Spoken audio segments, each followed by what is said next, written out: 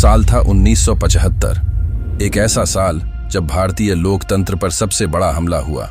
भाइयों और बहनों, राष्ट्रपति जी ने आपातकाल की घोषणा की है।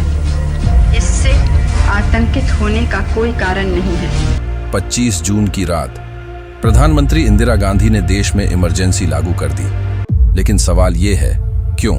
क्या देश किसी गंभीर खतरे में था या फिर ये महज सत्ता बचाने की चाल थी? आज की कहानी आपको चौंका देगी। सबसे पहले समझते हैं इमरजेंसी होती क्या है। भारतीय संविधान का आर्टिकल 352 कहता है कि अगर देश पर युद्ध, बाहरी आक्रमण या आंतरिक अशांति का खतरा हो तो राष्ट्रपति इमरजेंसी लागू कर सकते हैं। इस दौरान नागरिकों के मौलिक अधिकार खत्म हो जाते हैं, लोकतंत्र तानाशाही में बदल जाता है।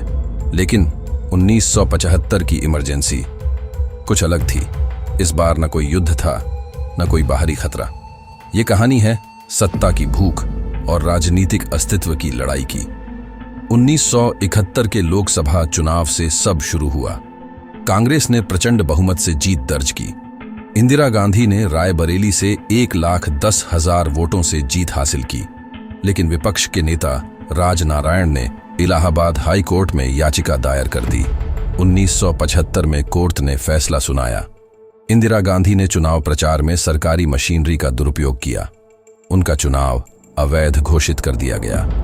सोचिए, एक मौजूदा प्रधानमंत्री के लिए यह फैसला कितना बड़ा झटका था। सुप्रीम कोर्ट ने आंशिक राहत दी, लेकिन सत्ता छिनने का खतरा अब भी बना हुआ था। और फिर 25 जून 1975 की रात इंदिरा गांधी ने राष्ट्रपति फखरुद्दीन अली अहमद को इमरजेंसी लागू करने की सिफारिश की। लेकिन असली सवाल यही है, वो कौन सा खतरा था जिससे भारत की सुरक्षा को तुरंत खतरा हो गया? सच्चाई ये है कि कोई खतरा था ही नहीं। असल वजह थी इंदिरा गांधी का राजनीतिक भविष्य।